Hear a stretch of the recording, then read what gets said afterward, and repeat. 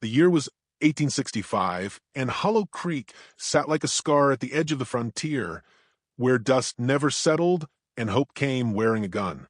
The air hung thick with the smell of sweat, horses, and cheap whiskey. Wooden signs creaked in the wind, and every man in town had the same wary look, the kind that comes from living too long where justice rode slower than death. Clara Hale stood outside the trading post, a small figure wrapped in a beige dress that had seen better years. Her hands trembled as she adjusted the basket on her arm, filled with bread and a few apples she'd traded for. She wasn't used to the noise, the shouting from the saloon, the crack of spurs on wood, the laughter that always carried danger in it. She'd grown up believing the West was a place for beginnings, but lately it only felt like an ending waiting to happen. Eli Turner pushed through the saloon doors, sunlight glinting off the brass buckle of his gun belt. He was tall, broad-shouldered, with that quiet confidence that came from earning every scar he carried. A man of few words, but the kind whose silence meant something. His shirt was rolled to the elbows, revealing the sinewed strength of a ranch hand who knew the land better than most men knew themselves. When his eyes met Clara's, the world seemed to soften for just a moment. "Almost done here," he told her, voice low and warm. "Marshal Briggs says there's work enough for 2 men down at the stables. We'll have enough saved by winter." Clara smiled, though worry lingered in her eyes. "Just promise me this time you'll stay clear of cards and whiskey." Eli smirked, reaching to adjust the strap of his vest. "Ain't the cards I fear, darlin'. It's the men who play 'em." Inside, the piano stumbled through a tune no one was listening to. The trading post crowd had spilled into the saloon. Drifters, cattle hands, miners chasing the promise of gold that never seemed to come. At a corner table, Tanner Briggs, a man whose grin was as false as his luck, dealt a fresh hand of cards. His eyes gleamed with that feverish hunger born from losing too many times and not learning once. Eli sat opposite him, chips stacked small, his expression calm. Tanner laughed, took a long sip of whiskey, and leaned forward. "You think that farm boy luck's gonna hold, Turner?" Eli didn't look up. "Luck's for men who don't know how to quit." For a while, the only sound was the shuffling of cards and the ticking of Tanner's impatience. Clara watched through the window, her heart tapping like a drum. Marshal Briggs, standing near the bar, caught her gaze and gave a small nod. He was an older man with a beard gone silver and eyes carved by experience. He'd seen too many fights end in blood and too few in peace. Then came the sound, sharp, sudden, unmistakable. A chair scraping hard against the floor. Tanner's voice rose. "You lie and cheat." Eli stood slow, calm as dawn. "Count again, Tanner. You'll see who's been cheating." The tension in the room was a live thing. A breath, a heartbeat, then metal whispered from a holster. Clara dropped the basket, apples rolling into the dirt. She pushed through the swinging doors as the shot thundered through the saloon. The air filled with smoke and screams. Men scattered. The piano stopped mid-note. Eli was on the floor, clutching his side. Blood pooled beneath him, dark as tar. Tanner stumbled backward, pistol still smoking, shock plastered across his face. Briggs fired a warning shot into the ceiling. "Enough," he bellowed. "Anyone moves, they're next." Clara fell beside Eli, her hands trembling as she pressed them to his wound. "No, no, no, stay with me, please." He smiled weakly, the corners of his mouth quivering. "Don't cry for me, Clara. I'll find my way back." The words barely left his lips before his hand fell away, lifeless. The silence that followed was worse than the gunfire. Even Tanner didn't breathe. Briggs knelt beside them, eyes heavy with guilt. "I'm sorry, girl. I should have stopped it sooner." He handed her Eli's revolver, still warm, and a small pouch of coins. This was his. He meant to give it to you. Clara couldn't speak. The world blurred through tears. She couldn't stop. The men in the saloon stood frozen, unwilling to meet her eyes. Tanner was gone when she looked up again, slipped out through the chaos like a snake through grass. The next day, she buried Eli beneath the oak tree, just outside town. The earth was dry, resistant, as if it too refused to let him go. The sky was the color of pewter, and the wind carried the scent of rain that never came. Briggs stood beside her, hat in hand. "You can't stay here," he said quietly. "Ain't safe. Tanner's still out there." She didn't answer. Her eyes stayed fixed on the grave. "He said he'd find his way back," she murmured. "Maybe I'll go find him first." That night, the town slept uneasy. In her small cabin, Clara packed what little she owned, Eli's revolver, a worn blanket, a few letters she'd leave. She cried for him once more that morning, but the wind carried her tears away. Eli Turner was gone, but the vengeance he left behind rode hard and fast toward a reckoning that would change the West forever. For 3 days, Clara rode north beneath a sky that refused to forgive. The sun burned white and merciless, bleaching the plains until the world seemed made of bone and silence. Her horse, a stubborn gray mare named Juniper, moved with the steady rhythm of something that understood loss. Dust clung to Clara's skirts and throat. Her hands, once soft from keeping home, were blistered from holding the reins. Each sunrise carried her farther from Hollow Creek, yet closer to the man who had taken everything from her. The trail was thin, almost ghost-like, marked only by the faint crescent of hooves and the occasional shell casing gleaming in the dirt. Tanner's gang had split after the gunfight. That much she'd heard in whispers from passing traders. Some rode east toward the mountains, others west to the mines. But Tanner himself had gone north, toward the river crossings and outlaw country, where lawmen seldom dared to follow. Clara didn't need a map.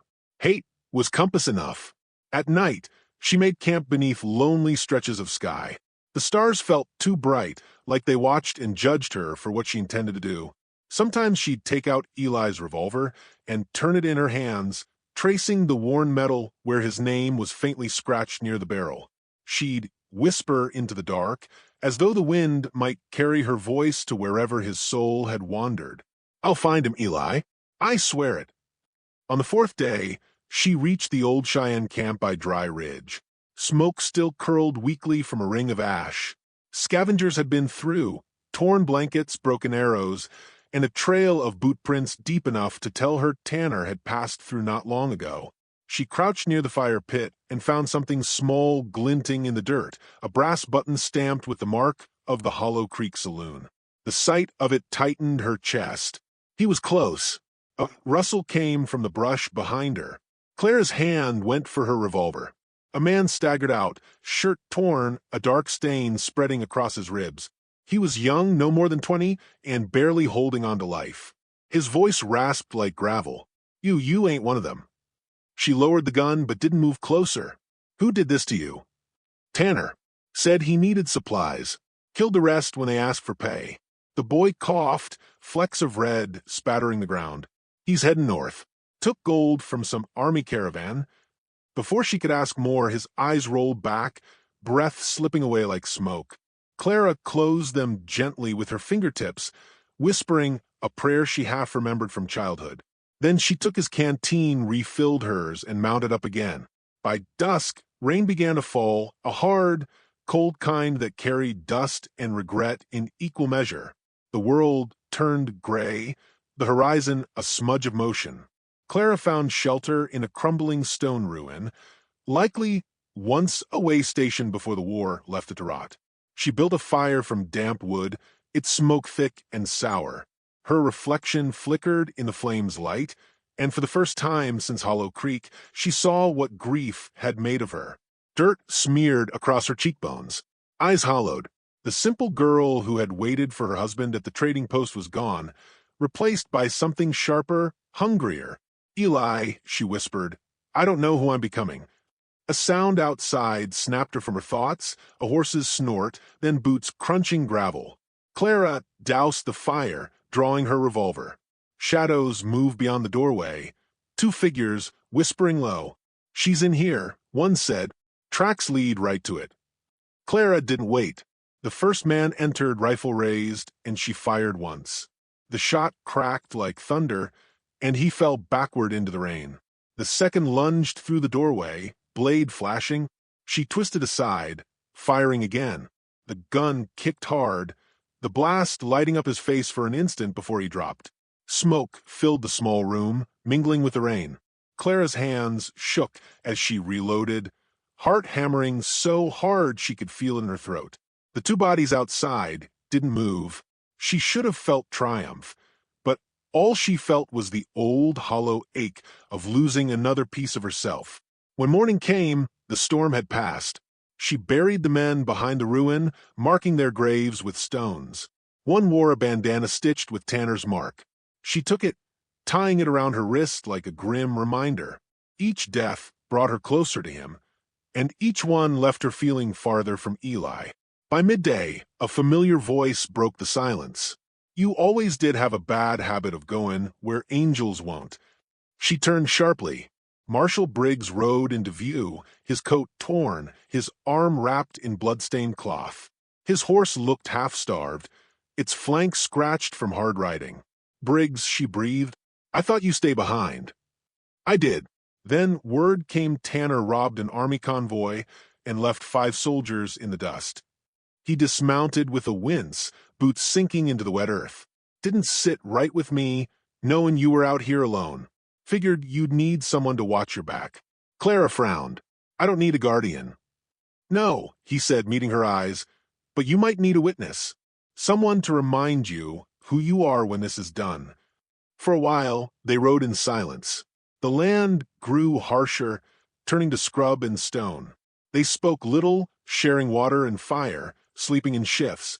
Briggs told her of the men Tanner had killed, how the outlaw now traveled with a smaller crew, but more desperation. Clara listened, though her thoughts kept drifting to the feel of Eli's hand, the sound of his laughter in the quiet evenings before it all went wrong. On the 7th night, they camped by the river crossing. The air smelled of wet pine and gun oil. "We'll find him tomorrow," Briggs said, stirring the coals with a stick. "He's running out of land." Clara nodded, her eyes on the current. "What then? When I have him in my sights?" "Then you do what you came for," Briggs said softly, "and you live with it." Sleep came uneasy. She dreamt of Hollow Creek, the oak tree, the grave, the promise Eli made with his last breath. When she woke before dawn, the world was quiet, painted in the cold blue of morning. Briggs was already up, loading his rifle. They rode out before the sun cleared the ridge. The trail was fresh, hoofprints pressed deep into the mud, a broken canteen, the scent of smoke carried on the wind. They found Tanner's camp by Dry Creek Crossing, just as the marshal had guessed. The first shot came before they even saw him. Clara ducked behind a boulder as bullets split the air. Briggs returned fire, his aim steady despite his wound. Dust exploded around them, horses screamed. Tanner's men shouted curses, their figures moving through the haze. Clara felt the old fear, but beneath it, something else, clarity. She rose, fired once, twice, each shot finding its mark. A man fell into the creek, another spun backward with a cry. Briggs grunted, hit in the shoulder, but kept shooting. Then silence, only the rush of water and the smell of spent powder. Tanner was gone, vanished into the trees, leaving behind a trail of blood and echoing laughter. Clara knelt beside Briggs, who pressed a hand to his wound. "He's heading east now," he said through clenched teeth. She looked at the river, the crimson washing downstream. Her jaw tightened. "Then we ride east." Briggs nodded weakly. "Reckon you won't stop, will you?" She holstered her gun, eyes hard. "Not till I find him." The wind shifted, carrying the faint sound of thunder in the distance. Clara turned her horse toward the rising sun. She didn't look back. Not at the bodies. Not at the blood. Only forward, toward the man who'd stolen everything, and toward the reckoning waiting beyond the horizon. The dawn came blood-red over Hollow Creek, casting long shadows that stretched across the abandoned main street. The buildings, once alive with chatter and the clatter of hooves, now stood hollow and splintered. Wind moaned through broken shutters, carrying whispers of the past like restless ghosts. Clara rode in slow, her hat pulled low, the brim casting her eyes in shadow. Behind her, Marshal Briggs swayed weakly in the saddle, pale from blood loss, but refusing to quit. They had followed Tanner's trail for 3 days through gullies and dry riverbeds, until it brought them full circle to the very place where all this had begun. Hollow Creek looked smaller than Clara remembered. The saloon door hung crooked. The church bell lay shattered on the ground. Eli's grave, out beyond the oak ridge, waited quietly for the story to come full turn. Clara's throat tightened, but she swallowed the ache. "He's here," she said, voice steady as iron. Briggs coughed, spitting dust. "Reckon a man runs long enough, he ends up right where he started." They dismounted near the livery stable. Clara tied her horse with quick, deliberate motions, her fingers trembling only once before she clenched them still. She checked her revolver. 6 rounds, oiled and loaded. The metal was cool in her hand, cold like the promise she'd carried since Eli's death. "Stay behind me," Briggs rasped. She gave a faint, bitter smile. "You're the one bleeding, Marshal." They moved together through the empty street. Every window seemed to watch. Every creak of the boards beneath their boots felt too loud. Then movement, a flicker of shadow in the saloon doorway. Clara froze, gun raised. Tanner Briggs stepped into the light. His once fine coat was torn, his face gaunt and weathered. A week of running had stripped him of the swagger he'd once worn like a crown. But his eyes still held that same cruel gleam, a spark of madness that had burned through too many men. He smiled when he saw her. "Well, ain't this something?" he drawled. "The widow come to collect." Clara's voice was calm, but beneath it coiled a storm. "You killed my husband. You killed others. You gonna beg before I end it?" Tanner laughed, a dry, broken sound. "Beggin's for the innocent, sweetheart. And you ain't innocent no more. Look at you, dust, blood, and fire. Ain't no savon left in those eyes." Briggs stepped forward, rifle trained. "Drop it, Tanner. Don't make her do this." Tanner turned the revolver in his hand, casual as a man turning a coin. "Marshal, you look like death already come knockin'. Why don't you sit this one out?" The air went still. Even the wind seemed to hold its breath. Clara saw it, the faint twitch in Tanner's fingers, the tell before the draw. The moment broke like glass. Gunfire erupted. Tanner fired first, his bullet grazing Briggs's hat. Clara's shot followed, a heartbeat later, shattering the whiskey bottle beside him. They ducked for cover, she behind a hitching post, Tanner behind a broken wagon. Wood splintered under the storm of bullets. Briggs grunted, dropping to one knee. Blood spread fresh across his shirt. "Go, Clara," he shouted. "Finish it." She darted from cover, the revolver steady in her grasp.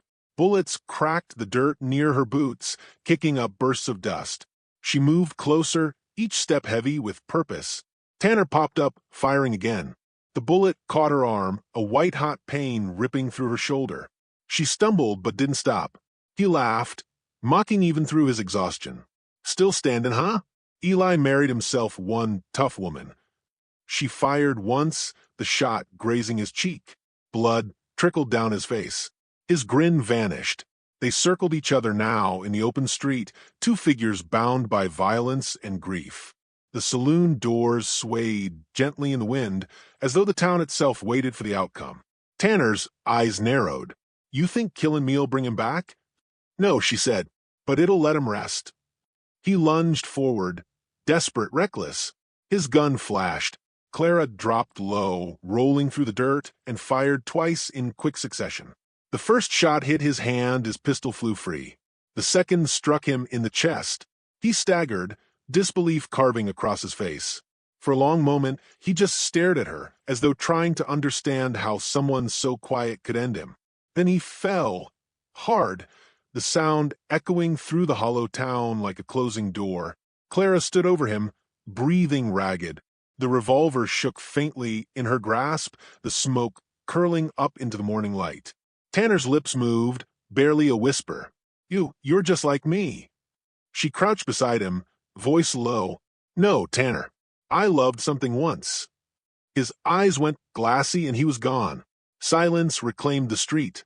The tension drained from Clara's body, all at once. Her arm throbbed, her vision blurred at the edges, but she stayed standing. She turned to Briggs. The old marshal leaned against a post, barely conscious, his rifle hanging limp in his hand. You got him, he managed, a weak smile ghosting across his face. It's over, she whispered.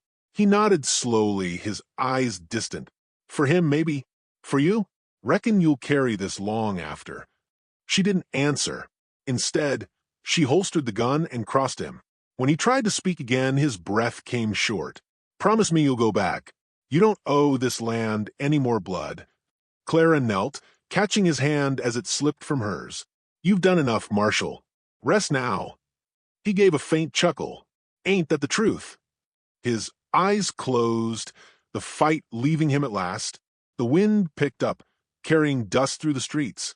Clara stayed there for a long while beside the two men, the one who'd destroyed her life and the one who'd tried to save it.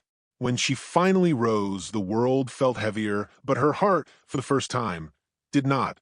She buried Briggs beside Eli, under the oak tree that overlooked the plains. The earth was softer now after the rain, as if the land itself approved. She placed Briggs's badge on the grave, next to Eli's locket, two symbols of duty and love, resting together beneath the same sky. As she stood over the graves, the wind brushed her hair across her face. She closed her eyes and listened to the rustle of the leaves, to the river in the distance, to the heartbeat of a land that never stopped testing those who called it home. You can rest now, Eli, she whispered. It's done. When she mounted her horse, the sun was setting, painting the horizon in fire and gold. She didn't look back at the graves or the town. Some things were meant to be left behind.